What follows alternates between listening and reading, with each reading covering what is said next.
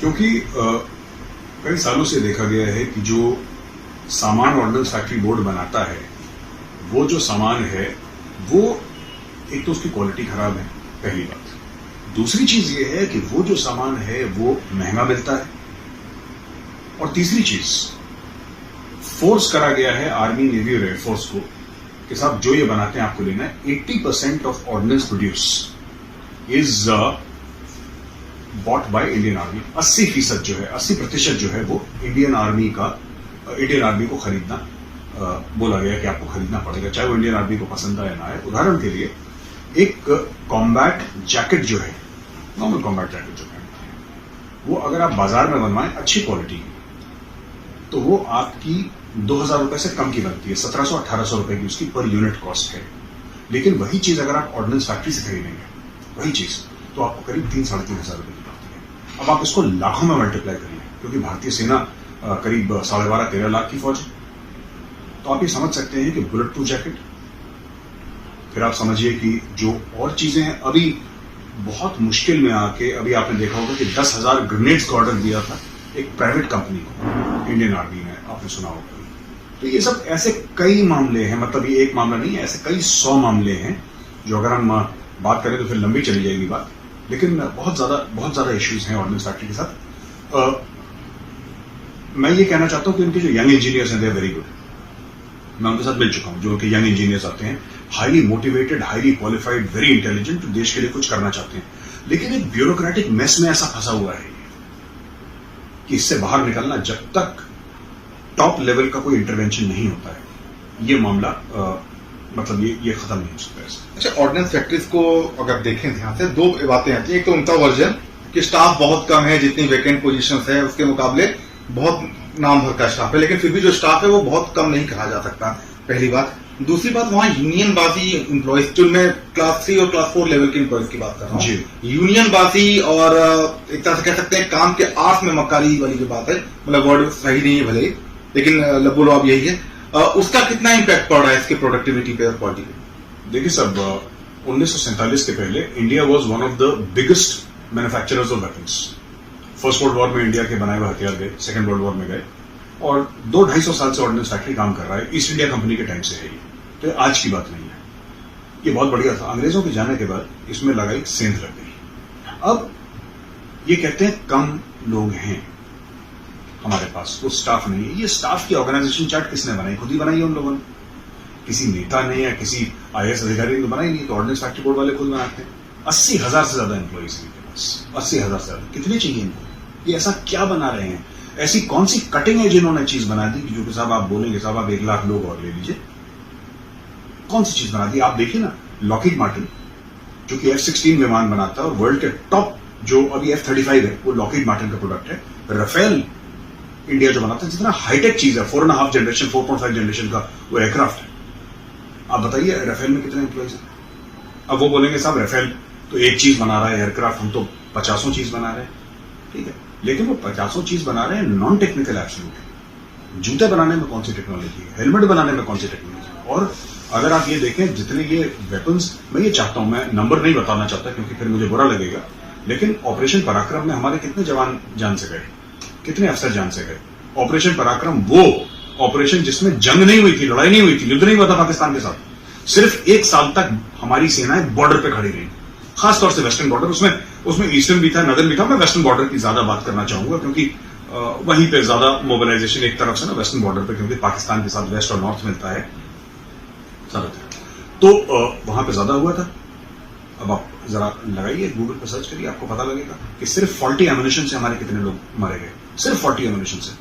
क्या as a citizen, आप media person हैं, ये भूल जाइए 2 मिनट के लिए, आप देश के नागरिक हैं, आप बताइए क्या आपको मंजूर है कि आपका फौजी सिर्फ 40 एम्युनिशन की वजह से मारा जाए? 1-2 नहीं, बहुत ज्यादा, कई 100। आपने एयरक्राफ्ट की बात की तो मैं HAL की तरफ आता, लेकिन उससे पहले 2 बातें ऑर्डिनेंस फैक्ट्री को लेकर चली जाए। अभी हाल ही में हमें बुलेट प्रूफ हेलमेट्स जो हैं वो इंपोर्ट करने पड़े जी। क्लोज बैटल कार्बाइन्स जो हैं वो ऑर्डर दे के हटाना पड़ा कि हम आत्मनिर्भर भारत की तरफ जाएंगे। आत्मनिर्भर भारत अच्छी चीज है, लेकिन क्या हम फ्यूचर में आत्मनिर्भर बनने के नाम पे जो फौज की मौजूदा जरूरतें हैं उसको कॉम्प्रोमाइज नहीं कर रहे हैं? नहीं, देखिए 2 चीजें हैं। इसमें बैलेंस आपको लगाना पड़ेगा। इसमें कोई मेरे पास कोई ब्लैक एंड व्हाइट आंसर तो है नहीं कि ये ठीक है ये ठीक है। ठीक सभी है जब तक आप प्राइवेट एंटरप्राइज को बढ़ावा नहीं देंगे। ठीक है, मुनाफा भारत में गाली बन के रह गया है। क्यों मुनाफा? कोई भी बिजनेस में अगर मैं काम कर रहा हूं यहां पर, मैं फ्री में थोड़ा ना कर रहा हूं, आप काम कर रहे हैं फ्री में थोड़ा ना काम कर रहे हैं, तो फिर बिजनेसमैन के लिए मुनाफा कमाना बुरा कैसे हो गया? कि साहब वो बिजनेस का ग्रुप मुनाफा कमा रहा है, मुनाफा कमाएगा ही। वो धंधा इसीलिए कर रहा है कि मुनाफा कमाए। जब वो मुनाफा कमाएगा तब अपने एम्प्लॉयज को सैलरी देगा। तो ये जो चीज है ये हमें इंकरेज करनी चाहिए। दूसरी चीज ये, मुझे नहीं लगता कि सरकार के पास का होना भी नहीं चाहिए। आप देखिए एक एयरक्राफ्ट कैरियर जो है लगभग 15 बिलियन US डॉलर्स का बनता है, और उसमें जहाज की बात नहीं कर रहा, जो प्लेन्स हैं हेलीकॉप्टर्स उनकी बात नहीं कर रहा, क्रू की बात नहीं कर रहा, सिर्फ एक एयरक्राफ्ट कैरियर को बनाने के लिए 15 बिलियन। वो कौन बनाता है? प्राइवेट कंपनी बनाती है अमेरिका में। लॉकहीड मार्टिन एक प्राइवेट कंपनी है। कोर्ट जो उनके वेपन्स बनाती है, 6 आवर जो उनके वेपन्स बनाती है, पूरा अमेरिकन सिस्टम प्राइवेट है, और वहां पे लाखों दर लाखों लोगों को एम्प्लॉयमेंट मिलता है। यहां पे आपने बोल दिया कि सब कुछ सरकार बनाएगी। अशोका होटल भी सरकार चलाएगी, सम्राट होटल भी सरकार चलाएगी, सरकार हथियार भी, मोजे भी, जूते भी, हेलमेट भी, सब कुछ सरकार बनाएगी। सरकार का काम है सरकार चलाना। सरकार का काम ये नहीं कि आप एयरलाइंस चलाएं, एयर इंडिया चलाएगी। और कौन सा ऐसा सरकारी महकमा है जो कि आपको लगता है प्रॉफिट में जा रहा है? अभी बड़ी मुश्किल से रेलवे का थोड़ा बहुत मामला ठीक हुआ, इतने सालों से हम तो यही सुनते आ रहे थे बचपन से कि साहब रेलवे लॉस में, क्योंकि वो एक सरकारी माइंडसेट है लोगों का।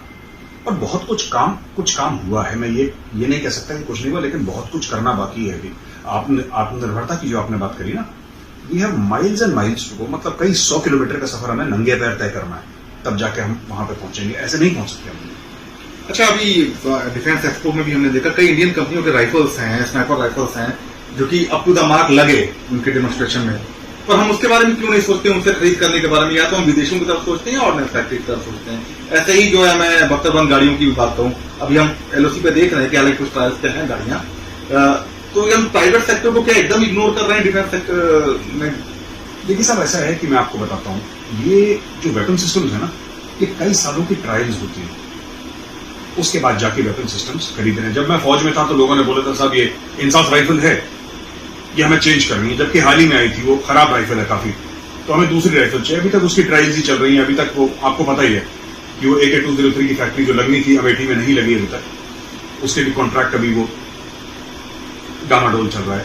कुछ राइफल 6 आवर की 716 जो 7.62 into 51 mm है, वो कुछ इंपोर्ट करी है, कुछ और इंपोर्ट करने की बात चल रहा है। तो ये देखिए जेस्टेशन पीरियड इनका बहुत होता है। कल अगर कोई इंडियन कंपनी बोले कि मैंने स्नाइपर राइफल बनाई है, तो फौज तो पहले कई सालों टेस्ट करेगी उसको, कई साल तक इसका टेस्टिंग होगी, तब जाके पता लगेगा कि बैटल वर्दी है नहीं, क्योंकि उस हथियार पे फौजी अपनी जान लगा रहे हैं। तो सिर्फ ये कहना कि मैं इंडियन हूं और मैंने राइफल बनाई है आप खरीद लो, ये लॉजिक नहीं चलता। दूसरी चीज है, फौज जिनकी बात कर रहा है कि विदेश से हथियार खरीदो, वो लोग हैं जो कुछ कंपनियां हैं जो कि पिछले 50-60 साल से बना रही हैं, जिनकी बैटल टेस्टेड राइफल्स हैं। यानी कि अगर आप बोलें कि साहब ये राइफल है, फॉर एग्जाम्पल हम एक राइफल लेना चाह रहे हैं, ठीक है, तो इंडियन आर्मी बोलेगा कहां कहां टेस्ट हुई है, कौन कौन इसको इस्तेमाल करता है, तो बोलेंगे साहब ये गल्फ वॉर में इस्तेमाल हुई थी राइफल, ये अफगानिस्तान में हुई है, ये इराक में हुई है, ये अमेरिकन फोर्सेस करती है, यूरोपियन फोर्सेस करती है। तो आपको बैकग्राउंड मिलता है कि हाँ ये ट्राइड इन बैटल है, ये टेस्टेड इन बैटल है।